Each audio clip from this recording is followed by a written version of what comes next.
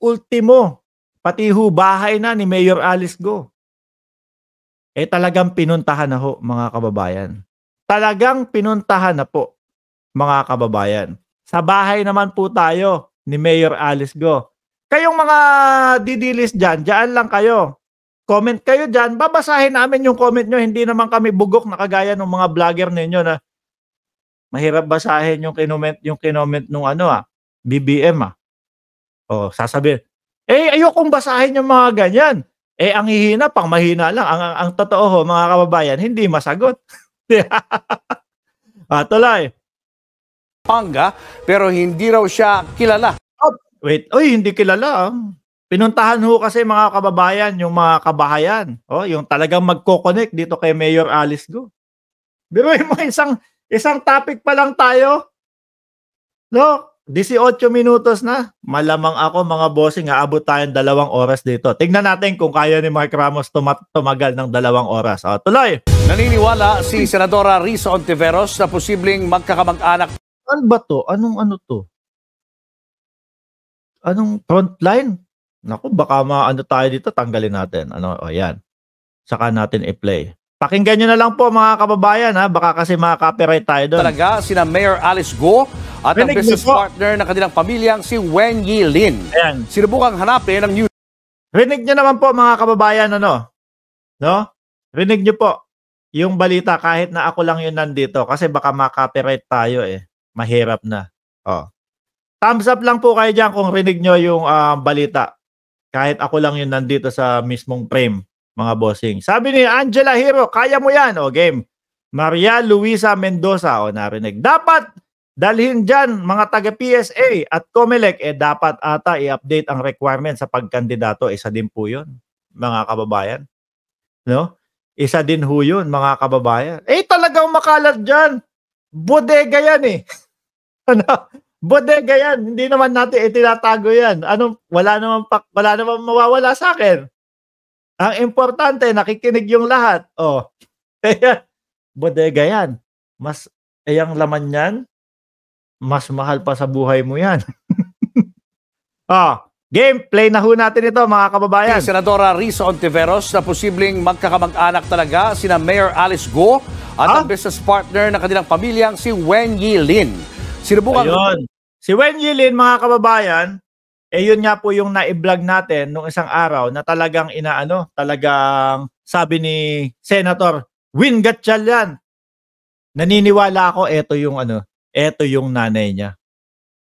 Pinakita natin yung picture ni Wen Yi Lin, mga kababayan, medyo hawig ho No?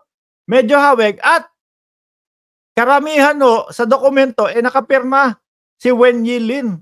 Kahit nasa kanto pa si Lods Mark, madami pa rin nakikinig.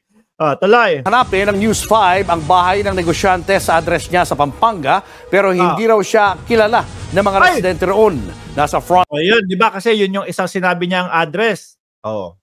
Kaso hindi kilala. So, ibig sabihin, nag-iimbento si Mayor Go, mga kababayan. Pang 398, BBM lang ang malakas. Pepito Lapitan, shout out sa iyo. Frontline na balitang yan, si Rainiel Pawit. Natunton ng News 5 ang bahay na ito sa Valenzuela City sa address na idineklara ni Bamban Mayor Alice Go na lokasyon ng ilang negosyo ng kanilang pamilya. Pero sabi ni saglit lang. Ano ba yan? Ang dugyot! Nadugyutan ka pa sa akin, ha?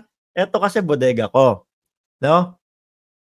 Pag ako, pinansin ko kung ano yung dugyot sa itsura mo, masasaktan ka. Ayoko na lang magsalita, okay? Kasi pwedeng magprito ng itlog dyan sa mukha mo. Kaya dapat siguro palitan mo muna yung picture mo. No, palitan mo naman medyo fresh ka. Ilalagay mo yung picture mo na kala mo ang oily ng mukha mo. Ayoko nang umungkat pa, ayoko nang lumalim pa, ha. Yan mga lang yan, bodega. Yung mukha mo parang sorry sir. No? Nagmamantika. Sorry sir, nagmamantika. Bagay ka doon sa mga DDS. Okay. Tuloy. sarado at nakakandado ang gate. Nang ikuti ng News 5 ang establishmento, eksklusibong nakipag-usap ang isang lalaki na siya umanong totoong nagmamay-ari ng bahay. Itinanggi niyang kilala niya ang kontrobersyal na alkalde. Giit niya 3 beses na ring nagpalit ng house numbering sa kanilang lugar. Ikaklaro ko lang po, yung 58 na pinupuntahan nyo is not the original 58, number 58. Ayan, papakita ko So, lang sa inyo. Mga kababayan, papakita ko sa inyo. Ayan, pinuntahan. So, naka 3 times na ang kaming palit ng number. Sa Valenzuela pala ito. Valenzuela, tama, di ba? Sa Valenzuela, mga kababayan. Ibig sabihin, yung mga pinagsasasabi din ni Mayor Alice Go, mga bossing, na mga address, hula-hula lang o walang katotohanan kasi hindi sila kilala eh. Ano ho? 3 times na kaming palit ng number. Hindi raw nila maiwasang mangamba sa pagkakadawit sa kontrobersiya. Siyempre natakot kami, baka mamaya marami nga pumunta, like what happened now, nandito kayo. So, sana out of na kami. Hinanap din namin ang address ng business partner ng pamilya Go na si Wen Yilin sa barangay Dauma, Balacat City, Pampanga. Sir, hindi pa po namin nahanap, sir. Sige, sir. Talagang sinisiyasa to, ano? Si Wen Yilin. Ayan, pakita natin sa inyo mga kababayan. Ayan si Wen Yilin, mga bossing. Member, National Federation of Hog Farmers, INC Incorporation. Ano? Business company name, QJJ, which is ito po, isa sa mga nababanggit to doon sa negosyo ni Mayor Alice Go. Business company name, QJJ, designation, owner. Ayan. At marami pa pong iba na talagang medyo nakikita na halos magkasosyo sila ni Mayor Alice Go, mga kababayan. Balik natin. Tuloy. Ng Chinese national na pinaniniwalaan ni Senator Win Gatchalian na tunay na ina ni Mayor Go. Pero hindi siya kilala ng mga residente roon. Ay, wala rin mga Chinese rin na nandito. Konti lang. Pero itsura po na yun, yung nasa litrato. Wala man dito yun. Pero si Senator Risa Hontiveros, lalong tumibay ang hinala na hindi lang business partner ng mga Go si Wen Yilin. Base sa mga dokumentong nakuha niya mula sa Securities and Exchange Commission o SEC, lumabas na bukod sa QJJ Farm. Pakita natin ha. Ayan. Mga negosyo ng pamilya ni Mayor Go. QJJ Group of Companies, which is related si Wen Yilin, mga kababayan. QSeed Genetic Incorporation, QJJ Slaughterhouse, Trilin Q Farm, dami, QJJ Embroidery, QJJ Meat Shop, QJJ Farm. Lahat ho yan, mga kababayan. Na, kumbaga, sosyo sila. May 6 na kumpanya pa si Go. Sa 7 yan, consistent o hindi nawawala sa listahan ng mga may-ari si Wen Yilin. Kasama ang alkalde, mga kapatid niyang sina Sheila at Chemen Lial Go at amang si Jian Zong Go. Tingin tuloy ni Hontiveros, baka asawa talaga ng tatay ni Mayor. Ayan. Baka, as Senator Win also noted, travel record shows that Jian Zong Go and Lin Wenyi, ayan ha, travel together at least 170 times in the span of 6 years, mga bossing. Talagang iisipin mo naman, no? Na mag-asawa, yan dalawa na yan. Sa dami ay lagi, hindi naman pwede secretary kasi ang titulo niya doon titulo niya owner, mga kababayan. Ba't naging busy ka, Argo?